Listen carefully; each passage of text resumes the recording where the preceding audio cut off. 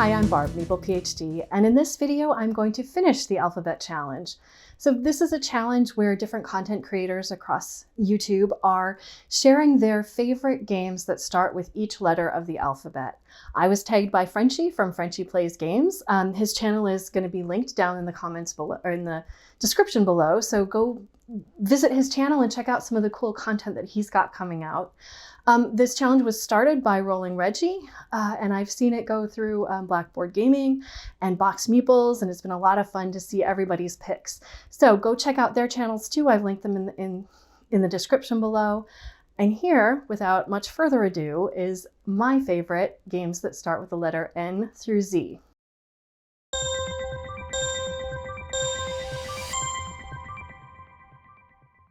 So my favorite N game is one that I have played many times. It is a game that has a campaign mode, and I've played through several of the campaigns.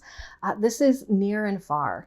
This is one of Ryan Laukatt's trilogy that started with Now or Never. Nope, ended with Now or Never, started with Above and Below, and Near and Far is the one in the middle. In this game, you are doing a combination of worker placement in order to get resources that you need to then go out on a map and do adventures. In the adventures, you can simply, get some gold or other resources, but there are also places where there are stories. And this is where the campaign mode comes in. There's a map campaign where you play through, I think it's 10 maps. And there are these character campaigns where you go deeper into one specific character.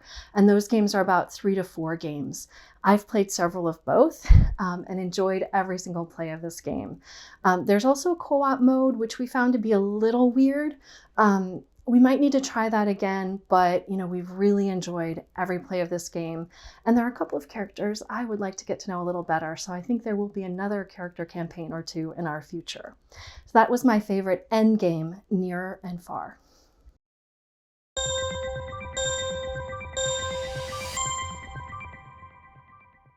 My favorite O game is one where you are exploring the depths of the ocean, collecting different animals, and trying to stay away from the Kraken. It's a game called Oceanos, and in this game, each player has a submarine that they are upgrading throughout the game, and you are literally upgrading it. It has these little puzzle pieces for different sections of the sub that you swap out, and so, it's so much fun to watch your sub change throughout the game. And as you do that, you get additional things like additional space for animals or additional cards each turn that you get to choose from. And what you're doing is over each round, you are exploring one level of the ocean. And then the next round, you go a little bit deeper. And then finally, the deepest you can go, it's 3 rounds. And each round, you're trying to collect different animals. You're trying to find treasure and avoid the Kraken eyes, because whoever has the most Krakens at the end of each round will take a penalty. So this has been super fun. It's been in my collection for many years, and it's one that I envision staying around for a while longer. That's my favorite O game, Oceanos.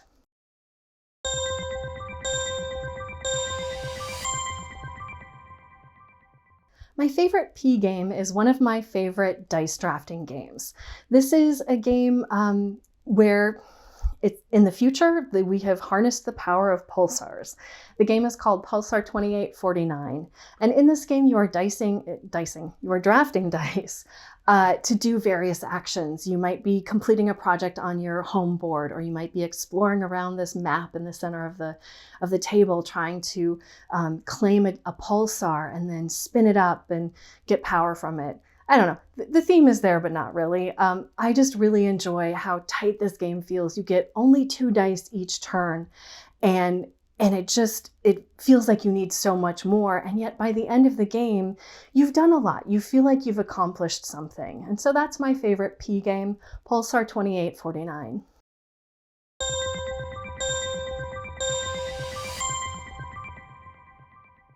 So my favorite Q game is one that I think has been on a few other people's lists. There aren't a whole lot of Q games, and I'm not super interested in that abstract strategy line that starts with the letter Q. For me, it is the Quacks of Quedlinburg. This is a fun pool building game where you're pulling ingredients out of a bag each round to build out this potion, pressing your luck a little bit to try and get as many ingredients as you can into your pot. And hoping that you don't explode, or if you do, hoping other people explode too, so you don't get too far behind.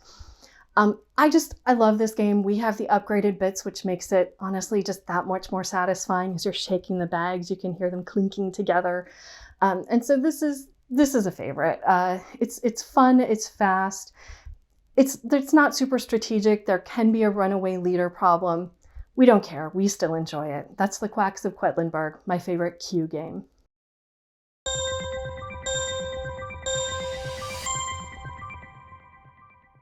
My favorite R game is one of the few games with kind of a fashion-y sewing theme, and that's Rococo, where in this game you are playing a tailor who is trying to build up their reputation by creating different gowns to rent to the royals who are going to this ball. In the end, I suppose it's really about managing your resources in your hand, but I do like that it has this theme. So in this game, you have, a hand of cards. You get to pick from your deck which ones you want in your hand that round, but then it goes into a discard pile and you don't get access to it until you finish your deck. I've had rounds where I picked all of my best cards out of my deck and then realized the next round I had only cruddy cards and I was really unhappy with myself. But I love those decisions. Sometimes that's the right choice because there's something you really need to do or you can maximize those really great cards in one round. So for me, that's one reason I love Rococo, my favorite R game.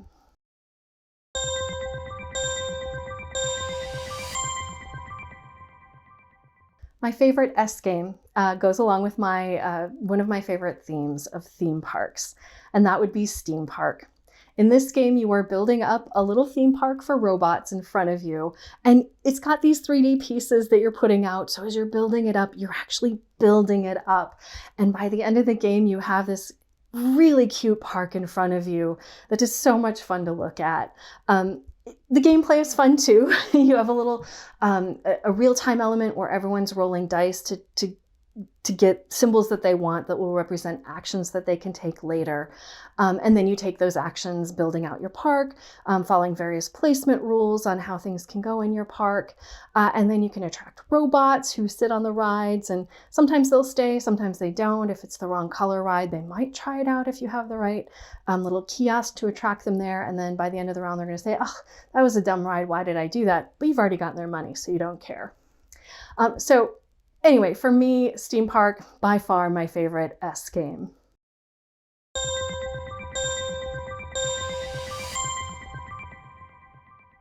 So my favorite T game kind of goes along with my astronomy background, and that would be Terraforming Mars. This is a game where you are terraforming Mars, but in order to do that, you have to build up different cards as a corporation to, bring water to Mars or build cities around Mars. I love the theme of this game. I love the gameplay. I love how you chain cards together, but I also love those agonizing decisions of, do I keep more cards because I have to pay for them? These are things that I can't possibly build later in the game. This one just comes together for me in a really great package, and that's my favorite T game, Terraforming Mars.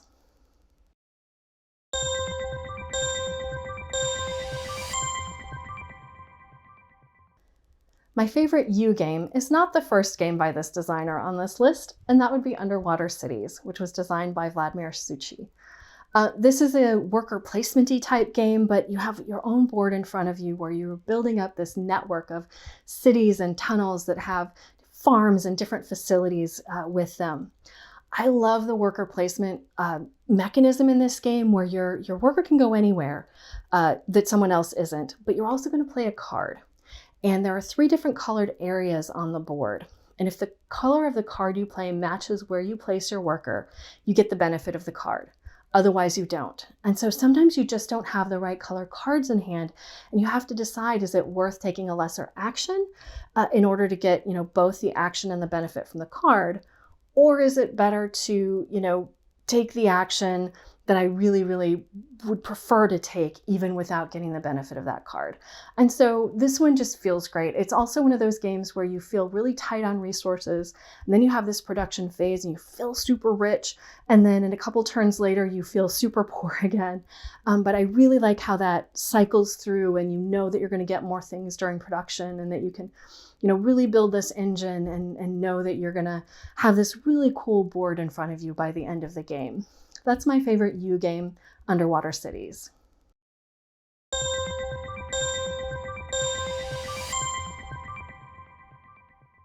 My favorite V game is a deck building game themed around ancient Egypt and ancient Egypt artifacts. And that would be Valley of the Kings Afterlife. Now, there are actually 3 versions of this game. Afterlife is the first one that I played and the one that I happen to prefer, but I'll play any of them. I do really enjoy all of them. In this game, it's a typical deck builder. You start with a kind of cruddy deck, and you're trying to add cards to it to give you more and more powers. But the twist here is that in order to score a card, you have to put it in your tomb, which is basically putting it out of the game for putting it out of the game.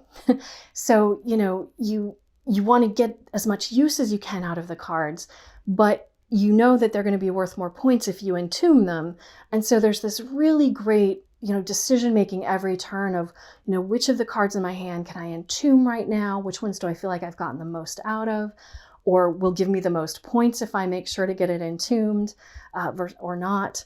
And so I love how this game feels. And the art is really amazing. And that's my favorite V game, Valley of the Kings Afterlife.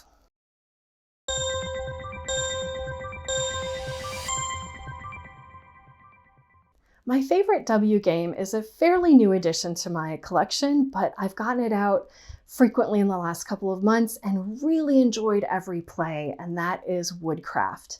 This is a game where you are a woodcrafter trying to make things.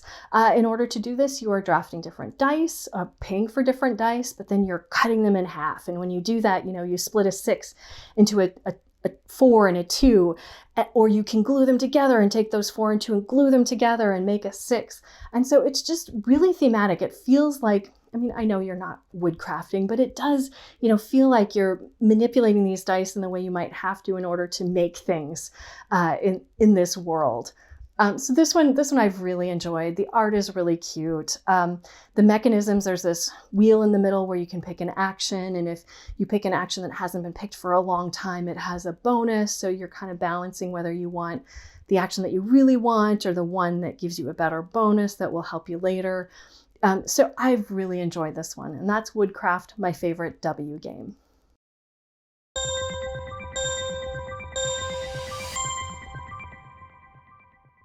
So now we come to the letter X, where I need to cheat just a little bit. I don't have any games in my collection that start with the letter X, and apparently I have never played any games that start with the letter X, at least since I've started tracking plays. But I do have Legendary Encounters, the X-Files. So if we reverse those and call that the X-Files Legendary Encounters, like I usually do when we're about to play the game, I'm going to count that for my favorite X game. So this is a game themed around the X-Files. It's a deck building game where you are trying to battle a monster. Different small monsters come out that you have to battle, but then there's a big bad something at the end of the game that you also have to overcome. I just enjoy this one. I especially enjoy mixing up the different seasons of the X-Files in order to make things come out differently than they might have during the real run of the show. I love seeing the characters and the different abilities, how they kind of track the characters of the show. And so this one has just been a lot of fun for us. That's my favorite X game, X-Files Legendary Encounters.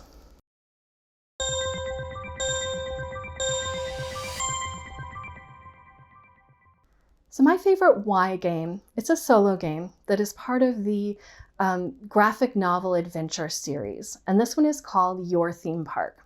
This should come as no surprise to anyone. It's a theme park themed game. It's really a graphic novel that you go through, but you have this board that you're filling out, this piece of paper that you're drawing out a park on.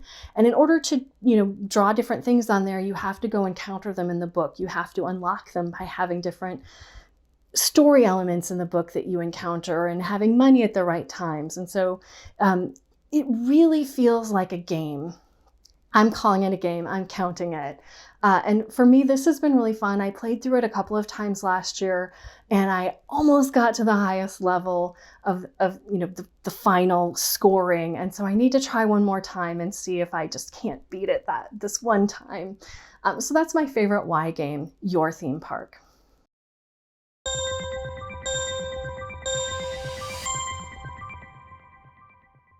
My favorite Z game is a Kickstarter game that I haven't heard a lot of buzz about. It's called Zoography. This is a little tile placement game where you are, on your turn, you're either playing a tile or drafting animals.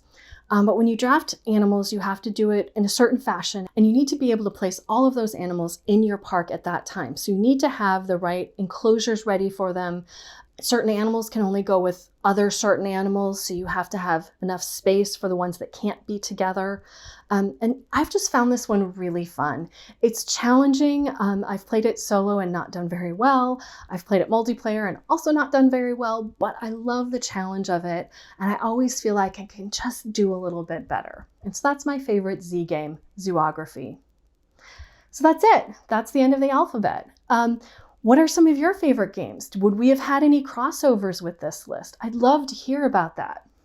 I'm not great about tagging other people to do these kinds of challenges, so if you've heard this list and thought, hey, this would be fun for me to do, consider yourself challenged.